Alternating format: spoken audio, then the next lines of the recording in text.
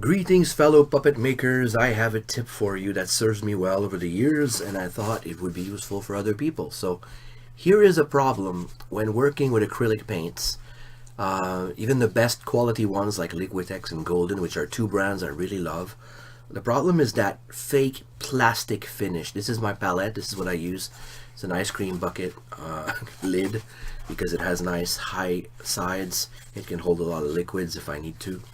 And when you have enough paint, you peel it right off and it's clean again. So anyways, I wanted to show you the shine of it when you leave the paint there, or even when you brush it on. Here's an older project that I never finished. This Judy from Punch and Judy. See how plasticky finishy her cheeks are, especially her lips actually, and her eyes have got some extra gloss varnish on them, but it looks a bit plasticky. So how do I get rid of the fake plastic look of the acrylic paint? Now, I've been trying to record this video for the past hour, so I ran out of heads to show you directly on the finished heads that I finished painting last night. So they're all matte now, not fully. There's still some glare that I need to get rid of, and this one has a scratch because I was not, careful enough last night when the paint was still fresh. So I'll have to touch that up. But anyways, I had 5 heads and now I have none. So I went back to my unfinished projects bin and I'm gonna test on this one. So what I use for my really nice matte finish, the subtleties of the paint job are respected, but you don't have that plastic look anymore. This one was super high gloss when I was done painting him. Sure, you could paint with matte paints, good for you if you can. The paints I use, I have different levels of shininess to them, from the heavy bodies of Liquitex to the fluid paints on the same brand. Individual colors have different kinds of shine, so I stopped bothering with that. Even with the high flows from Golden, they really are glossy. So I mix the two together. I shift in between depending on what colors and effects I need. But it feels like the paint is stronger that way if you don't keep putting matte varnish into it, or matte medium, sorry. So what I do at the end, of course, is I go back and I spray paint it in matte. You could use a spray can, but I've never really liked the finish of any of the spray cans I still can get. There was one spray can in the past that had a perfect finish in looks and also in touch. It felt like lizard skin, or I should say snake skin, like a very fine leather. It was fantastic, but they stopped making it, so I'm not even going to mention it. But the among the products that are still available, I tried so many different brands, big names, small names, and none of them ever came close to what I'm about to show you in terms of finish. Like this is, almost fully matte because I'm not done I'm not finished applying it to him. But I go in an organic way. I keep rotating until I get the finish I want. But I can show you on this actually how plasticky it is, because these are the paints I use for those 5 heads that I'm working on. So what I used is Liquitex matte varnish. That's the best I've tried so far. Make sure you shake the bottle every single time, even if it's been just 5 minutes since you did. Every time you need to refill your container, shake this one very, very well so that your filler, the thing that makes it matte, will be evenly distributed. I put it in a small cup. I use about the quantity I think I'll need, and then I extend it with an extender. Like this one is an airbrush transparent extender by Golden. That's the first time I used it, was tonight, and it works really well. And then I add another extender that I made myself from a recipe on YouTube. I can't give you the actual video, I don't remember which one it was. I watched many of them. Excuse the background noises, I have 2 cats. And I like my cats. I like that they keep me awake and alert.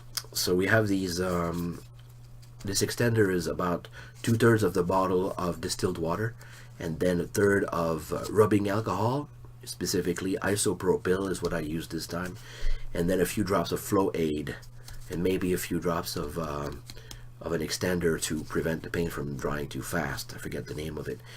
I think Flow Aid might have been the same thing. Anyways, this plus this to dilute this is what I end up having to mix to flow really well through my airbrush.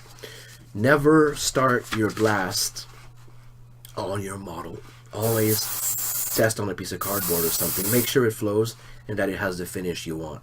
I know from experience this is the slight glare I get from when I first start to blast it, so that's fine. I can start again. So I'll go back on this guy and see the glary areas that you can also see, and I'll just see. I just said, but I didn't do it. I have bad habits to break. Never start on your model. Always start away from it. Move into it. The same rule when you're applying paint from a spray can. I keep rotating until I have an even application. I'm gonna run out if I don't watch out, so look into it. Refill when you need to. I should probably leave my cup somewhere else so I don't blast dry paint into it. Get a better eyedropper than this. It doesn't grab that much at a time. And we get a bigger container as well for your spray gun, for your airbrush, because this is ridiculous. Anywho, I'll show you on the actual paint palette. So you see how glary this is right now, and I'll do the same movement in a moment. But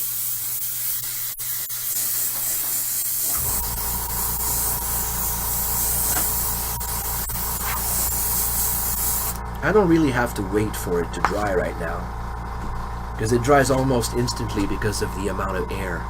See how most of the glare's gone?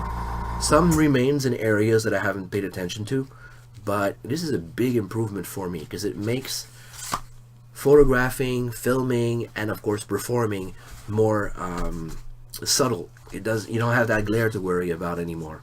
So for a more professional look, in my opinion, to get rid of that horrible plastic finish, definitely go for something like this. You don't absolutely have to use the matte varnish from this brand, the extender from that brand. Different ones will work, but this is the best I've tried so far. Here are a few examples that have been done so far tonight with a really nice matte finish. There's no more of that annoying glare. Oh, I forgot to do it on her, which is why I got her out in the first place. See how glossy these eyes are? Is because I added a lot of high gloss varnish to her eyes. But even that high gloss varnish will not resist the application or the effects of this crazy good varnish.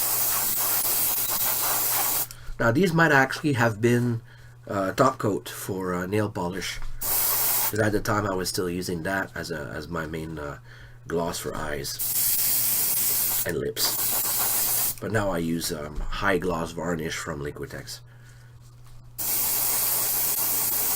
So I just keep applying it until I run out of the gloss that I don't want to see.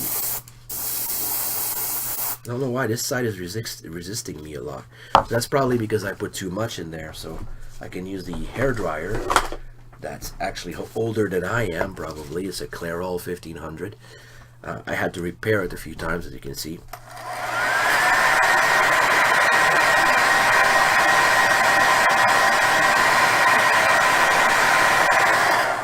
Yep, it's almost fully matte now.